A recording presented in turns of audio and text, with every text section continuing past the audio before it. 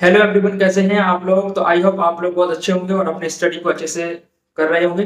तो आज के इस वीडियो में मैं आपको बताने वाला हूं कि आपको किस तरीके से एमपी टेट वर्ग 3 में आपको 100 प्लस मार्क्स लाना है और अच्छे से अच्छे मार्क्स आपको लाना है। तो आज के इस वीडियो में मैं आपको बताने वाला हूं कि आपको सीडीपी में आप फुल मार्क्स किस तरीके से ला सकते हैं, वो सब आज के इस वीडियो में मैं डिस्कस करने वाला हूँ। ओके, तो आपने देखा होगा कि बहुत सारे स्टूडेंट ऐसे होते हैं जो कि बहुत अच्छे से पढ़ाई भी करते हैं और आपने देखा होगा कि उनके नंबर अच्छे नहीं आते। उसका रीजन ये है कि वो इस टाइप की बुक्सों से पढ़ते हैं। क्योंकि अब देखा ये आपकी जो बुक्स है, इस बुक्स में आपका 250 पेज है, लेकिन क्या इस बुक को पढ़ने के बाद आपके अच्छे नंबर आ पाएंगे? तो मेरा आंसर होगा नहीं। क्योंकि आपको यहाँ स्मार्ट वर्क करने की जरूरत है। आपको पढ़ना वो है जो कि एग्जाम में आए, आपको आलतू फालतू नहीं पढ़ना है। और इन ये जो भी बुक्स हैं इनमें आपने ज्यादा देखा होगा कि इनमें एग्जाम से रिलेटेड तो कम चीज रहती है, आलतू फालतू चीजें बहुत सारी भरी हो जाती है। तो आज के इस वीडियो में मैं आपको बताऊंगा कि आपको कौन कौन से टॉपिक पढ़ना है। आपको मैं एक 40 पेज का पीडीएफ भी दूंगा। यदि आप उस पीडीएफ को पढ़ लेते हैं तो डेफिनेटली आपके 30 आउट ऑफ 30 नंबर आपके आ सकते हैं सीडीपी में। ओके, तो चलिए हम वीडियो को शुरू करते हैं। सबसे पहले आप देखेंगे, मैं सबसे पहले आपके साथ एक एक टॉपिक आपको बता दूं कि आपको उस पीडीएफ से कौन कौन से टॉपिक पढ़ना है। ओके, और उसका जो पीडीएफ है वो आपको मेरे टेलीग्राम चैनल पर मिल जाएगा, जिसका लिंक मैं आपको डिस्क्रिप्शन में दे दूंगा। ओके, तो देखिए सबसे पहले आपको पढ़ना है ग्रोथ एंड डेवलपमेंट, मतलब वृद्धि और विकास। अब देखिए सबसे पहले आप पीडीएफ ओपन करेंगे तो उसमें आपको एक ग्रोथ डेवलपमेंट का टॉपिक मिलेगा, जिसमें आपने देखा होगा मैंने इस पीडीएफ में आपको बिल्कुल शॉर्ट में हर चीज मिलेगी, है ना। और सिर्फ आपको वही कंटेंट मिलेगा जो कि एग्जाम ओरिएंटेड होगा। ऐसा नहीं है इसकी तरह मैंने उसमें फालतू चीजें आपको मिलने वाली है। ठीक है, तो इसमें आपको पढ़ना क्या है, इसमें जो इम्पोर्टेंट पॉइंट है वो आपको अच्छे से रीड करना है। और इसके बाद आपको ज्यादा इसमें जो डिफरेंस होता है वृद्धि विकास का, जैसे डिफरेंस हो गया, तो उस डिफरेंसेस को आप पढ़ेंगे तो आप देखेंगे उस डिफरेंसेस से ही आपको बहुत सारे क्वेश्चन बन जाएंगे। तो एक दो क्वेश्चन आपको वृद्धि और विकास से देखने के लिए जरूर मिलेंगे, तो आप इसको आप अच्छे से पढ़ेंगे। ओके, सेकंड आपका जो चैप्टर रहेगा वो रहेगा आपका इंडिविजुअल डिफरेंसेस, मतलब व्यक्तिगत विभिन्नता। आपने देखा तो व्यक्तिगत विभिन्नता वाला चैप्टर होता है, उसमें से भी आपको एक क्वेश्चन देखने के लिए जरूर मिलेगा और उसका जो बेसिक कॉन्सेप्ट होगा उसको आपको अच्छे से पढ़ के जाना है। ओके, नेक्स्ट आपका टॉपिक रहेगा मॉस्लो का आवश्यकता पदानुक्रम। ठीक है, तो मॉस्लो की जो थ्योरी है उसको भी आपको अच्छे से पढ़ के जाना है, क्योंकि एक दो क्वेश्चन आपको यहाँ से भी आपको देखने के लिए मिलेंगे। ओके, इसके बाद है आपका संज्ञानात्मकता बुद्धि। तो इंटेलिजेंस का जो टॉपिक है, इंटेलिजेंस के टॉपिक से आपका जो फॉर्मूला हो गया उसका, या इंटेलिजेंस से ये पूछा जाता है कि मतलब जनरल व्यक्ति है तो उसकी उसका बुद्धि का लेवल कितना होता है, या बुद्धि के टाइप होते हैं, वो सब पूछे जाते हैं। तो वो सब भी आप अच्छे से पढ़ के जाएंगे तो आपको यहाँ से भी क्वेश्चन देखने के लिए मिलेंगे, है ना। और इसके बाद सबसे इंपॉर्टेंट जो साइंटिस्ट है आपके, वो हो गया आपका जीन पियाजे हो गया, वाइगोत्स्की हो गया, कोहलबर्ग हो गया, थॉर्नडाइक हो गया। इन सबको तो आपको पढ़ के जाना है। जितने की मैंने जो साइंटिस्ट बताए आप देखेंगे, इनसे ही 5 6 क्वेश्चन आपको एग्जाम में देखने के लिए जरूर मिलेंगे।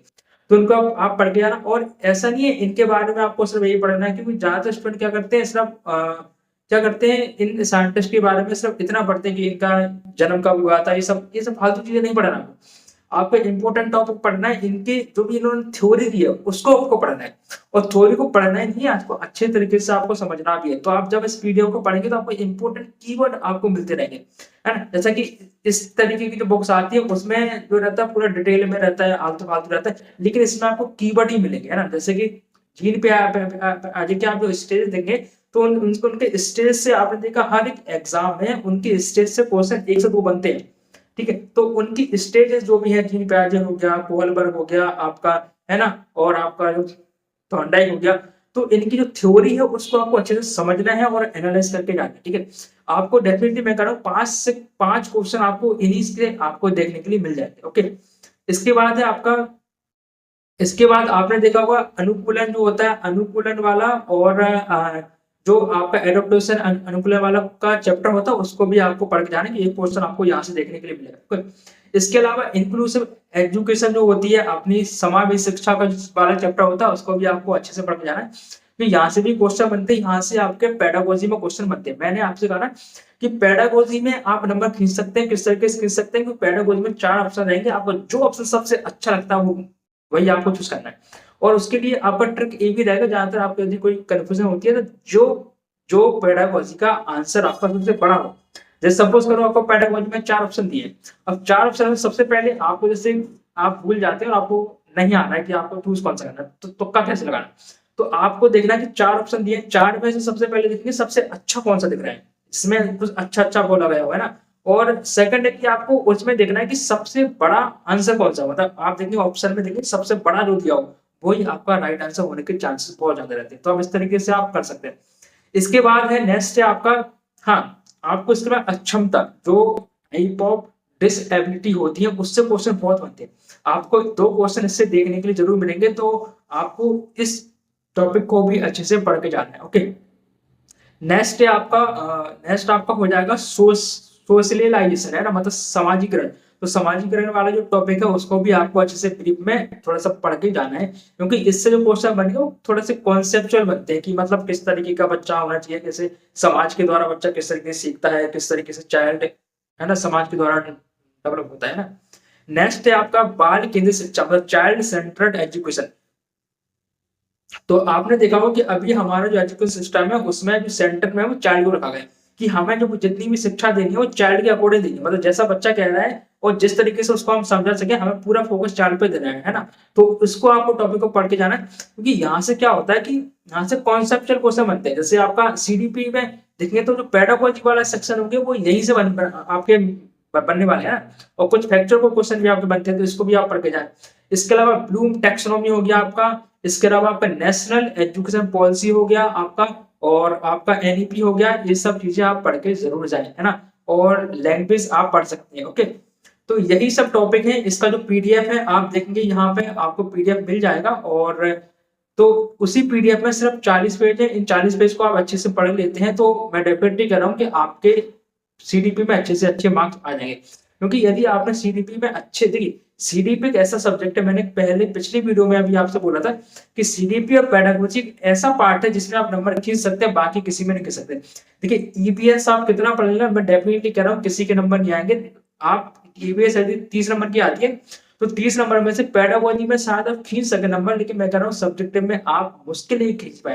यदि सब्जेक्टिव 15 नंबर का आता है तो आपको 5 नंबर आने में भी आपको बहुत दिक्कत हो जाएगी। या फिर किसी ने ईबीएस को बहुत अच्छे से पढ़ा हो, बहुत अच्छा लेवल से, तो शायद उसके नंबर आ जाए, लेकिन ईबीएस का लेवल बहुत डिफिकल्ट रहेगा।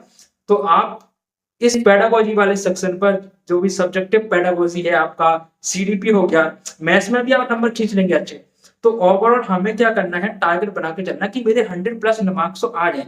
तो आप सीडीपी में मिनिमम आप 25 मार्क्स कर लेते हैं, और आपका हिंदी और इंग्लिश का जो पेडागोजी है उसमें आंसर पैसेज आते हैं, तो उसमें भी आप 50 मार्क्स लेकर लेकर यदि आते हैं तो आपका 25 मार्क्स ये हो गया, 50 मार्क्स आपका वो हो गया, तो 75 मार्क्स आप यहीं से ला सकते हैं। अब बाकी बचा 15 मार्क्स, तो 15 मार्क्स का भी यदि आप तुक्के भी लगाते हैं तो आसानी से आपके 90+ मार्क्स आ जाएंगे, है ना।